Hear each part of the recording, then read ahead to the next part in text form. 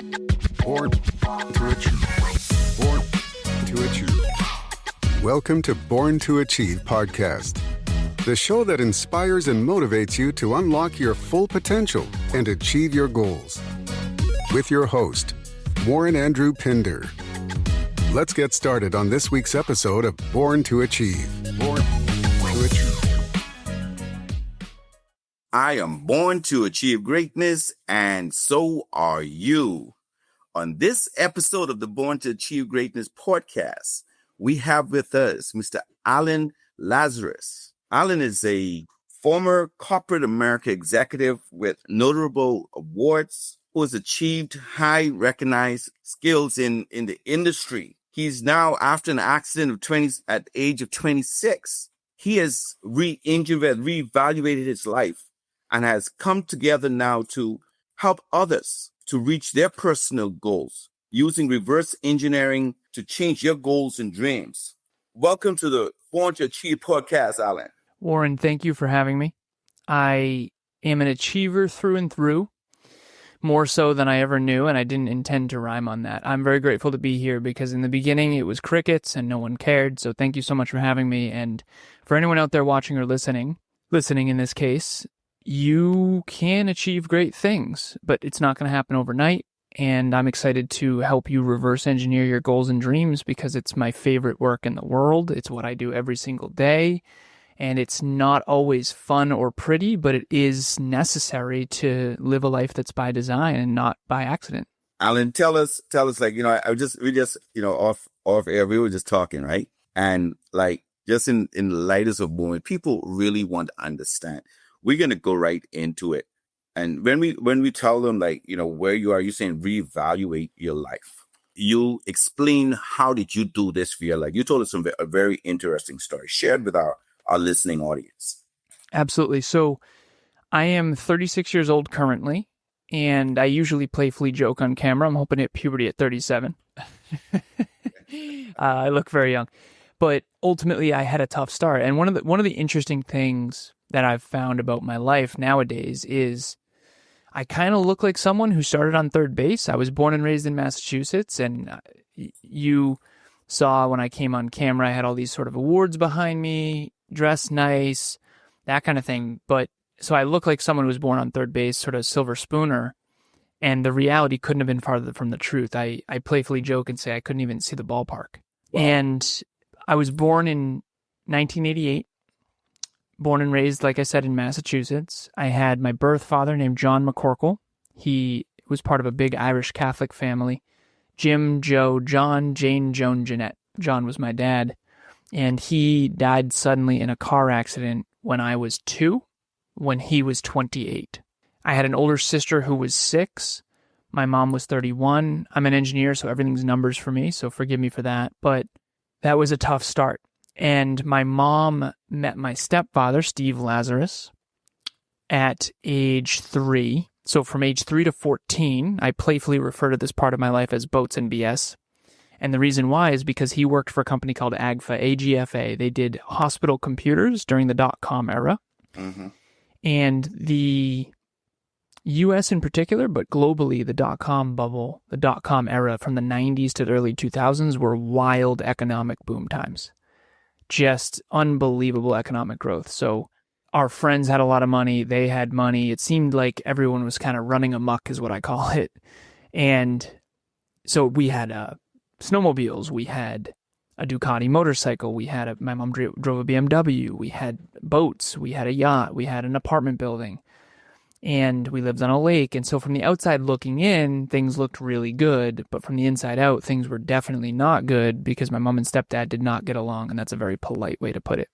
So I took his last name, I believe around age 7 rather. And when I was 14, this was the hardest year of my life. Didn't understand this at the time. But he left my family, took his entire extended family with him. And to this day, I've never seen or spoken to a single person from his family. Wow. We didn't associate much with the McCorkles anymore, my birth father, because we were trying to be sort of the Lazaroses. And then that same year, my sister moved out, understandable, she was older, with her older boyfriend. And then that same year, my mom gets in a fight with my Aunt Sandy, her sister, and we get ostracized from her side of the family. So, and to this day, I've only seen her spoken to 2 human beings from her entire extended family. And so by the time I'm 14 years old, I kind of lost 3 families. We reassociated with the McCorkles a bit, but it was never really fully the same. And I looked just like John, so it was kind of like seeing the ghost of Christmas past type of thing. But it was a tough start in life for me. Abandonment challenges, the whole 9. So I often playfully refer to myself as a social coward. Not anymore, but back then I basically became the social chameleon of just don't lose friends, don't lose family, don't lose friends, don't lose family. So I became this chameleon of being whatever someone needs me to be in order to not get abandoned. And that was not conscious. Obviously, I didn't do that consciously. But so it was fight, flight, freeze, and fawn. Those are the 4 trauma responses. And fawn means to appease. Appease. And so socially, I appeased and I fought. Fawn was my trauma response.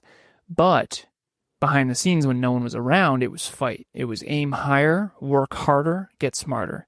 Aim higher, work harder, get smarter. Aim higher, work harder, get smarter. And I ran that over and over and over again. So I became this sort of social chameleon superachiever.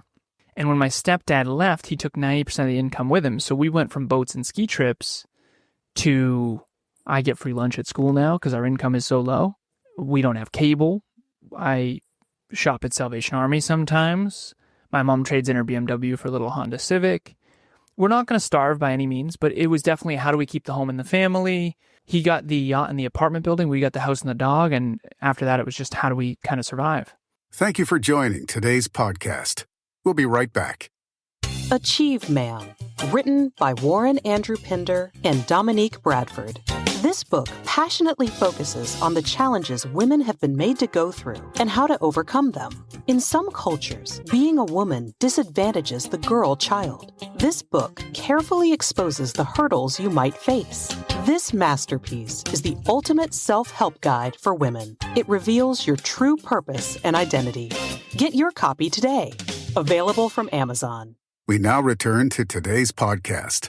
And I now realize in hindsight that, and I wanted to go to college at WPI, Worcester Polytechnic Institute. It's a mini MIT in Massachusetts. It was $50,000 a year, and this is back then. Right. So I went from I hope I get in, I wanted to be an engineer, to even if I do get in, I can't go because we can't afford it. So I bootstrapped my whole way through high school. I get straight A's. I get what's called the President's Award. It's actually behind me in my office. It's signed by George W. Bush, and it's the President's Academic Excellence Award. It basically means you get straight A's for all 4 report cards, all 4 years, 16 report cards straight. And I did, and I got all the scholarships and financial aid that I could. I got into WPI. I was able to go. I graduated with high distinction. I got my computer engineering degree. I got my master's in business, and then it was off to the races. Now, this is when things really took off because I was used to being broke in high school and college. And so my expenses were low. I didn't have any kids. I didn't have a mortgage. I just was really good at having low expenses because after my stepdad left, we had very little money. So that pros and cons, that came with a superpower. So now when I started making a bunch of money, it was $65,000 a year to $85,000 a year to $105,000 to $125,000. $125,000, I peaked at $180,000 in corporate. A bunch of different tech companies, Sensata Technologies, Tyco Safety Products, iRobot, Oz Development. Eventually landed at a company called Cognex. I did inside sales engineering and then outside sales engineering. And I managed a territory of Vermont, Connecticut, and Western Massachusetts. And I basically, that last year, was a 1% global earner. I paid off $84,000 worth of college debt in a single year. I had $150,000 in a Vanguard account with all different tech companies. So my portfolio was growing. This is also when the economy was really coming back after 2008. I graduated bachelor's in 2012, master's in 2013, and I worked in industrial automation. We sold machine vision equipment into manufacturing facilities all across the world is what Cognex does, and I managed Vermont, Connecticut, and Western Mass. So big companies like GE and Frito-Lay and Ben & Jerry's and all that kind of stuff. So I'm doing very well, and then I get in my car accident. 26 years old, my fault. Head-on collision. I crossed the double yellows, dark winter night in 2015. I hit a lift-kitted pickup truck. And fortunately, I was in a 2004 Volkswagen Passat because I just wanted to save money, so I didn't waste any money on anything. So I bought it in $5,000 cash.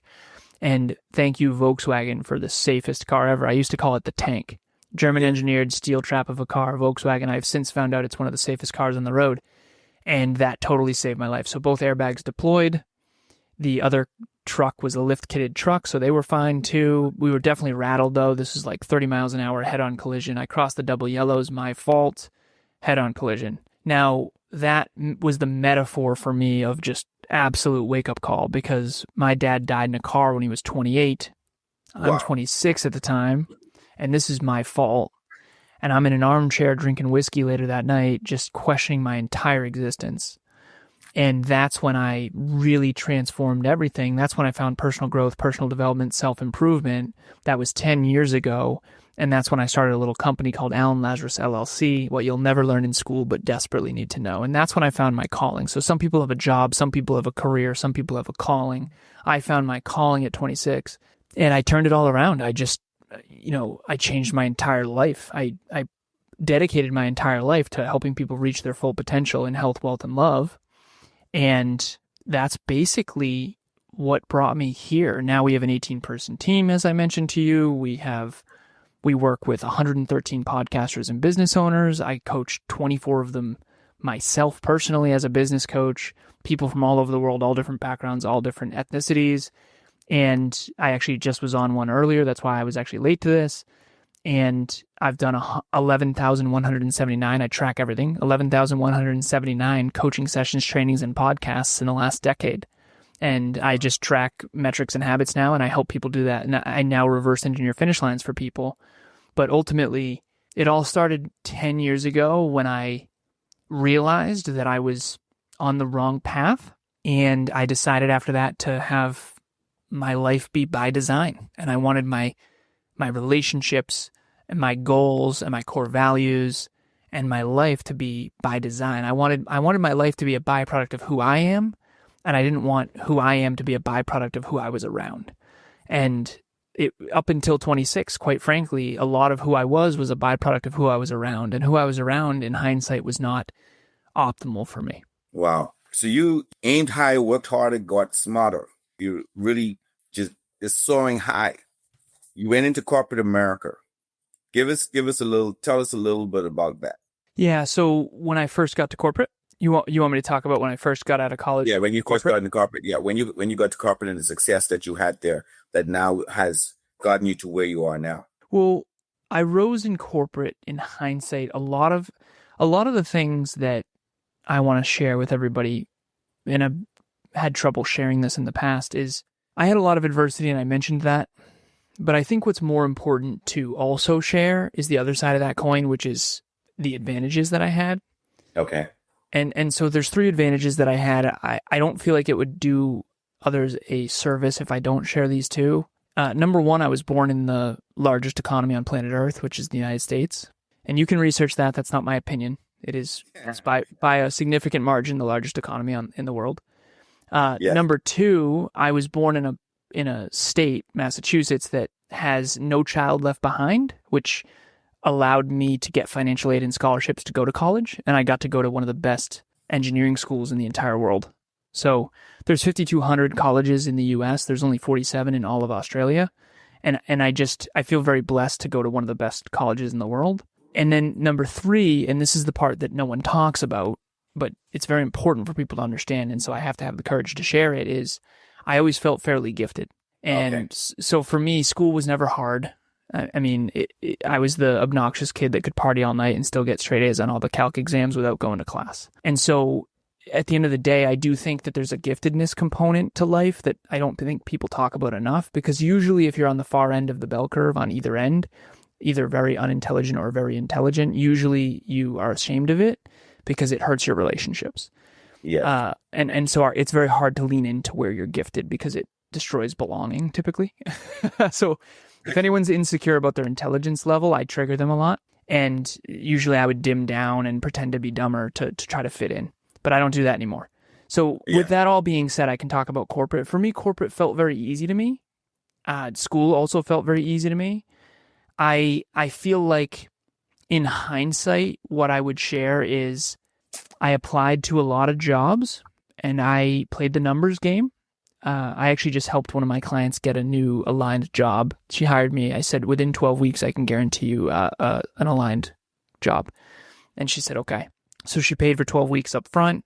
And I said, these are the numbers: 100 applications, 30 responses, 10 interviews, 3 offers. One of them will be aligned. And that's almost exactly what happened. Everything's numbers for me. I have a math modality of thinking. And it was almost exact. We tracked it all. Okay. All right. Yeah. And so in corporate, the shortest version I can give you is I was in tech companies where engineering minds are very valued. And I had an engineering degree and a master's in business, which is a really powerful combination. And also one thing that was an advantage as well, I'll be brief about this, but again, this is only in hindsight. At the time, I didn't know. But a lot of engineers are very, very, very intelligent, but they don't know how to speak well. Okay. It's very challenging to find an engineer who thinks in math and science and mathematic modalities who can communicate with other people who are emotional. And I've, in hindsight, realized that I tend to be much better at communicating effectively than most engineers, and that's ended up being a huge advantage. So that's what I would say about corporate, if hopefully that's of value. Oh, that's, of course, always a value. Now for a commercial break. Achieve Men, written by Warren Andrew Pinder. In this book, you will learn the 7 steps to achieving your dreams and goals. Given the vision to share how the acronym of the word achieve can be used systematically in your day-to-day life. Each of us is given a unique gift from God. Get your copy today. Available in print, ebook, and audiobook from Amazon. We now return to today's podcast. Now, the interesting part, right? Reverse engineering to help persons to achieve their goals and dreams. Let's really dive down into this right now. That you've showed us exactly that you qualified to do this. Yeah. So reverse engineering. Let's start there. What does that even mean? Engineering is design. Engineering is what builds bridges, and people think architects build buildings, but civil engineers do as well. And engineering, without engineering and without mathematics, I would say this: without mathematics, there would be no engineering. Without engineering, there would be no internet, no iPhone, no computer, no Zoom. So engineering is designing something in advance to be more effective and efficient at solving consistent problems for people in the real world. And that's a very simple definition. But ultimately, what is reverse engineering? You take apart this iPhone. I have an iPhone in front of me. And if I were to take it apart and put it back together, I would learn about it, each component, and then I'd be able to innovate and make the phone better. And so that's what Apple does. They have an R&D department, research and development, and they have some of the best engineers in the world. One of my ex-roommates is actually there. And essentially what they do is they need to come out with a better phone every year. And the way that they do that is they reverse engineer a phone that's better, and then they work their way backwards. And so reverse engineering is something that all companies do, particularly tech companies. And we have robotics and AI and all these things that are coming. But self-driving cars, that's a big one too. But ultimately, what I found really, and I'll share this story, I was at Cognex, and there was a food company that I'll keep anonymous that we were thinking about selling some machine vision equipment to. And there was someone there who was a continuous improvement manager. And this was the first exposure I had to that being a thing. And I knew it was a thing, but I had never seen it in person. And I said, so wait a minute, let me get this straight. So you are basically, your job is to go all around the world to this international conglomerate and just make things better, just improve everything through Six Sigma and targeting the constraint and constraint theory and game theory and all these mathematic modalities. And ultimately, he's like, yo. And I said, and this is the truth. This is the truth that I thought at that time. I remember thinking to myself, well, then why are you a mess? This guy knows, so Six Sigma is 3 defects per million transactions. If you're a Six Sigma black belt, you basically know how to improve processes and in manufacturing typically, but it can apply to all parts of a business. We're not talking about karate now. You say black belt. No. We're talking Six Sigma. So Six Sigma, yeah, exactly, yeah. So Six Sigma is it's just a certification you can get. Exactly. It basically proves that you know how to think in systems and target constraints and help manufacturing improve. But ultimately, this guy was this this amazing credentialed continuous improvement manager for this international conglomerate, making probably $250,000 a year at least.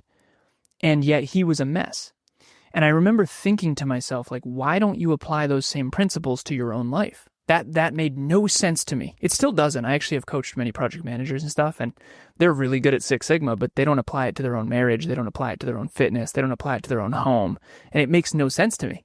Like, why would you improve this manufacturing facility every single day you go to work and then go home and have your house be a mess? Doesn't make any sense.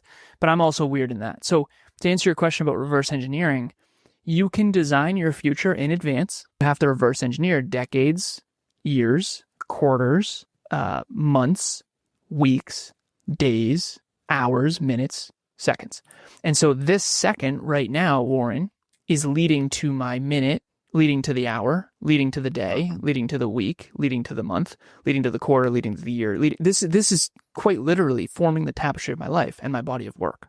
And a lot of people come at me, they're like, well, does everything have to be so calculated and all?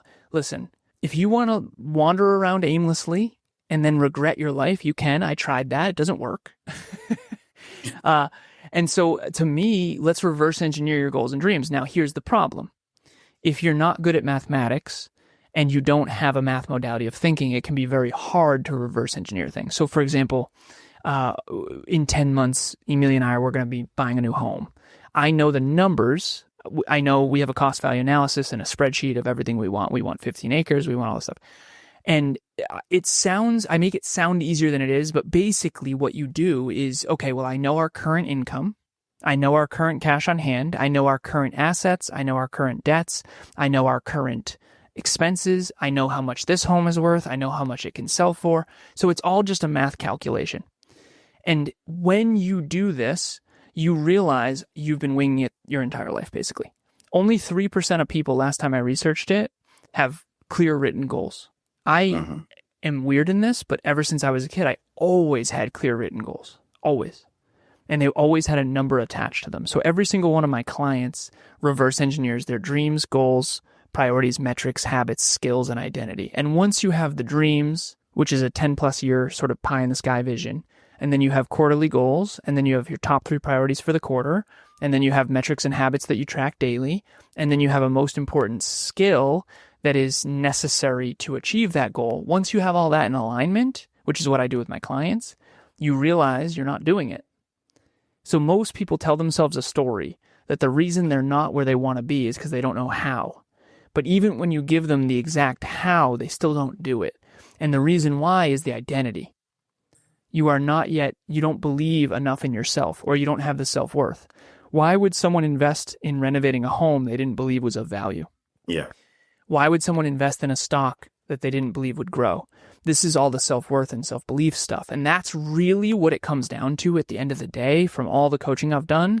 If you don't have high self-belief, which in psychology is known as self-efficacy, and you don't have high self-worth, which we know as self-esteem, you basically won't shoot for much. And if you don't shoot for much, you won't get much, which will prove that you're not worth much. It's a whole thing. And then your ego will have to protect you from that fact. Mm-hmm. Thank you for tuning in to this episode of Born to Achieve. Born to Achieve. We hope you found it informative, inspiring, and motivating. Born to Achieve. If you enjoyed this episode, please share it with your friends and family. Stay focused on your goals, and we'll see you on the next episode of Born to Achieve. Take advantage of this incredible opportunity. Sign up today and claim your free ebook at www.borntoachievegreatness.com. Follow us on Facebook at Achieve Movement Inc. Get your copy of Exploring Achieveland, A Journey to Realize Your Dreams, Motivational Stories of Kindness, Inspiring Stories for Kids on Amazon and Kindle.